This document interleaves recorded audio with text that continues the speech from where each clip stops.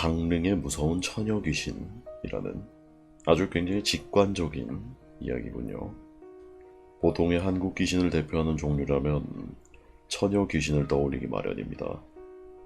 처녀라는 말을 보고 처녀 귀신을 남자와 결혼하지 못하거나 사랑을 이루지 못해 죽은 처녀의 영혼이라고만 여기기 쉽지만, 그것보다는 강렬한 원한을 품고 억울하게 죽은 처녀의 영혼이 처녀 귀신이 된다고 이해해야 옳을 것입니다. 원한을 품고 죽은 처녀 귀신이 얼마나 무서운 존재인지 1873년 서유영이 쓴 야담집인 금계필당에 생생하게 묘사가 되어 있습니다. 지금부터 하는 이야기는 그 금계필당을 이야기합니다. 강원도 강릉에 살았던 최 씨는 과거에 합격한 명예와 풍부한 재물까지 갖춘 부자였습니다. 그런데 어느 날부터 그의 세 아들과 손자들이 두 눈썹 사이에 붉은 종기가 돋아나다 피가 터지는 병에 걸려 모두 죽는 참변을 겪게 됩니다. 이제 최 씨의 자손 중에 남은 것은 어린 손자 한 명뿐이라서 최 씨의 걱정은 매우 컸습니다. 때마침 최 씨의 집에는 김씨성을 가진 생원 한 명이 아내와 함께 식객으로 살고 있었습니다. 김생원의 아내는 남편에게 우리가 이 집에 살면서 최진사의 은혜를 입었는데 이제 그의 자손이 죽어서 괴로워하고 있으니 그를 도와줘야 되지 않겠습니까? 라고 말했다고 합니다. 그 말을 듣고 김생원은 나도 알고 있소 라고 대답했는데, 마침 그 모습을 최진사의 종이 보고는 주인에게 알렸고, 최진사와 그의 아내는 서둘러 김생원에게 달려가 우리 어린 손자만이라도 제발 구해주십시오 라고 빌었다고 합니다. 처음에 김생원은 나는 의원이 아닙니다 라며 겸손하게 거절했으나 최진사 부부가 워낙 간절하게 부탁하자 그들에게 연민을 느껴 마당에 신주를 모시고 향불을 준비하십시오 라고 말하고는 도사처럼 의관을 갖춰 입고 자기가 직접 향불을 피우며 부적을 태우자 갑자기 허공에서 신장 한 명이 나타나 김생원 앞에 엎드렸다고 합니다. 김생원은 그 신장에게 이곳에 집을 지키는 수호신을 데려오거라 고 지시를 했고, 신장은 곧바로 늙은 가토신 한 명을 데려왔다고 합니다. 김생원은 가토신을 보며 너는 왜 이 집 식구들이 죽어나가게 내버려 두느냐 라고 꾸짖었고, 가토신은 이번 일은 원한으로 인한 것이라 나도 막을 수가 없습니다 라고 해명했다고 합니다. 이에 김생원은 가토신과 신장에게 원한을 품고 살인을 저지른 귀신이 있을 테니 잡아오라고 지시를 내렸다고 합니다. 그 말을 들은 가토신과 신장은 집안의 창고에 들어갔는데 갑자기 창고 안에 소름 끼치고 음침한 울음소리가 들려왔다고 합니다. 그리고 가토신과 신장은 처녀 귀신 한 명을 붙잡아 김생원 앞에 끌고 왔는데 그녀의 두 눈썹 사이에 송곳 하나가 박혀 있었고 피가 발까지 흘러 있었다고 합니다. 김생원은 처녀 귀신을 이렇게 꾸짖었다고 합니다. 도대체 너는 어떤 원한을 품었길래 최진사 댁 식구들을 죽였느냐? 그 말을 들은 처녀 귀신은 화를 내며 나는 원래 이 집의 하녀였다. 최진사가 한번 장난삼아 내 손을 잡는 걸 본 그의 아내가 나를 질투하였고 나를 창고로 끌고 와서는 송곳을 두 눈썹 사이에 박고는 곡식자루들 쌓아서 막아놓은 채로 창고문을 잠그고 나가버렸다. 그래서 나는 벽에 박혀서 선체로 고통을 받으며 죽어갔다. 그 원통함을 품고 귀신이 되어서 복수할 때를 기다렸다가 최씨 집안의 운세가 기울자 이제야 원한을 갚으러 이 집 식구들을 차례차례 죽였다. 너는 내 일을 막지 말라 고 했다고 합니다. 그러자 김생원은 가토신과 신장에게 처녀 귀신을 깊은 산으로 끌고 가서 큰 돌로 눌러놓아 밖으로 나가지 못하게 막으라고 명령했다고 합니다. 처녀 귀신은 슬프게 울면서 날뛰다가 간신히 가토신과 신장에게 끌려가 사라졌다고 합니다. 이 광경을 창틈으로 보고 있었던 최진사 부부는 벌벌 떨었고, 김생원은 그들에게 다가가 원한을 품고 죽은 귀신은 한을 풀지 못하면 반드시 복수를 한다. 앞으로 50년이 지나면 저 귀신은 다시 나와서 이 집 식구들을 모조리 죽일 거다 라고 말했다고 합니다. 다음날 최진사댁 부부가 창고를 열어보고 곡식 자루들을 헤쳐보자 정말로 두 눈썹 사이에 송곳을 받은 채 피를 땅까지 흘리며 선체로 죽은 하녀의 시체가 발견되었습니다. 놀랍게도 그 얼굴색이 마치 살아있는 듯하여 최진사는 크게 놀라며 시체를 집 밖으로 끌어내 불태워 없애고는 김생원을 찾았으나 김생원은 이미 아내와 함께 밤을 타서 집을 떠나고 사라진 뒤였습니다. 처녀 귀신한테 보복을 당할까봐 미리 도망친 것이었죠. 원한을 품고 죽은 처녀 귀신의 힘이 얼마나 무서웠으면 뛰어난 도인이었던 김생원마저 그 귀신을 50년밖에 가두지 못한다고 했을까요? 실제 예전에 있었던 그런 야담집이었다고 하네요. 누가 크리스마스 트리 밑에 자꾸 선물을 두고 가고 있어? 라는 제목의 이야기를 한번 읽어볼까 합니다. 나는 내가 의도해서 최소 200마일 안에 친구고 가족이고 뭣도 없는 사람이야.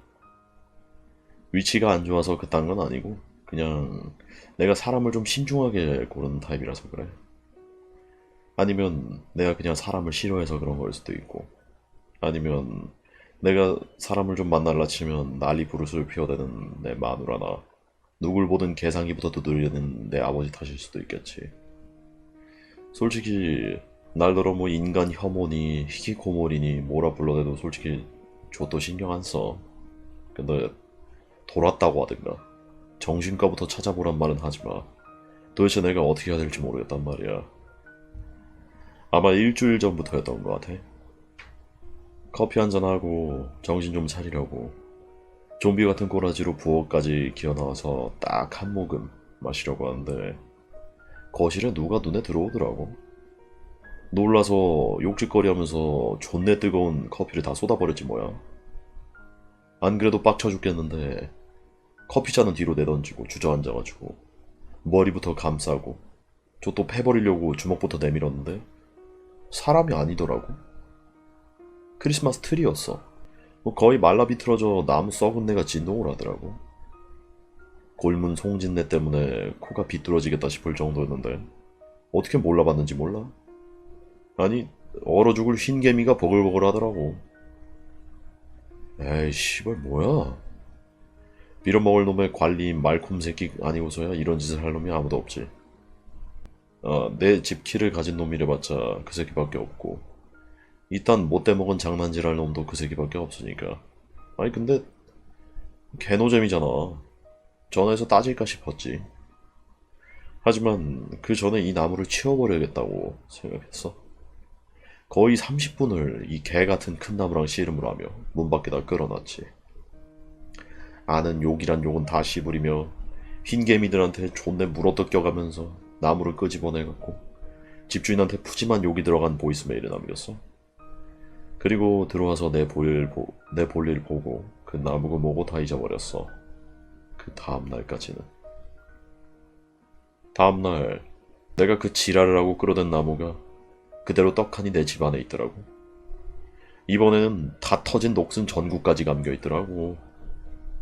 썩은 내보다 더 젖같이 굴겠다는 일념으로 말콤한테 전화를 해서 이 개 젖같은 나무 네가 쳐보낸 거냐? 바로 따졌지.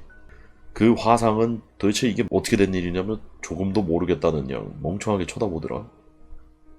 그러고서는 친구나 가족이 한 일이 아니겠냐 말 같지 않은 소리를 해제끼더라고. 이 꼴을 보고 있자니 배알이 꼴려서 이런 젖같은 일이 한 번만 더 있으면 네 상사들 귀에 들어갈 줄 알라고 엄포를 놨지. 그러니까 그놈이 이거 정말 내가 한 거 아니야 나불대면서 나무도 같이 치워줄 거고 자물쇠도 바꿔주겠다 얘기를 하더라고. 그런데 다음날 아침에 일어나자마자 그 젖같은 나무가 그대로 집안에 있는 거야. 일어나자마자 쏜살같이 뛰어내려가서 봤더니 이번엔 얼어 죽을 나무에 다 터진 전구에 꼴에 별이랍시고 녹슨 별도 꼭대기에 붙어있더라. 그리고 나무 밑에 파란색 싸구려 포장지로 감싼 박스도 무슨 선물 같은 꼬라지를 하고 있더라고. 근데 시장 도저히 못 참겠더라. 그래서 경찰을 불렀어. 경찰은 그 파란 박스를 보더니 의심스러운 수화물이라며 들고 가더라. 그리고 밤에는 한 명이 경비를 서주겠다고 얘기를 하더라고. 그날 오후쯤에 일하다가 경찰서에 들르니까 경찰들 말 맞다나 그 박스에서 사람 손가락이 나왔대. 이러고 나니까 이제 이 나무 소동도 짜증나는 일보단 신경 쓰이는 일이 돼가더라고. 몇 시간 동안이나 찐 취조를 받고 나니까 경찰이 인근 집 말고 인근 호텔을 잡아주더라니까 그거를 거기 가서 자래. 와, 근데 시향 아침 되니까 그 개 젖 같은 트리가 또 있더라고. 오늘은 보라색 상자가 있어서 경찰을 부르고 자시고 할 것도 없이 빡친 김에 포장지를 찢어 발기고 상처를 까봤더니 약지가 없는 사람 손이 들어있더라. 그 손가락이 약지였나봐. 이번에 경찰을 부르진 않았어. 그 나무랑 박스랑 외진 곳으로 끌고 갔어. 그리고 홀랑 태워버렸어. 그리고 집으로 가서 중요한 것만 챙겨 나와서 후딱 나와 말콤한테 전화를 했지. 방 뺄 거니까 보증금이고 나발이고 네 좆대로 하라고. 그리고 차를 타고 그냥 정처 없이 내달렸어.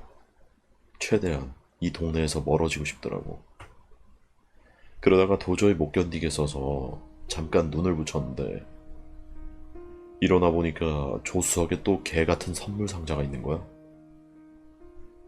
통째로 갖다 버리고픈 마음이 굴뚝 같아서 굴뚝 같았는데 열어봐, 열어봐야지 하는 소리가 귓전에 울리더라고. 그리고 박스를 열자마자 속에서 욕지기가 치밀더라. 팔 한 짝을 통째로 구겨 넣다시피 했더라고. 그 이후로 매일 새 인간 몸 토막이 배달되고 있어. 솔직히 누구 몸통인지 씨발 저도 모르겠어. 경찰이 날 쫓고 있다면 씨발 빨리 좀 그냥 잡아갔으면 좋겠다고 생각할 정도야. 사실 잡아 들어간들 내가 무사할지 나도 잘 모르겠거든. 사실 작년 크리스마스에 내가 마누라를 죽였거든. 올해 크리스마스도 같이 보냈으면 하나 보다 싶어.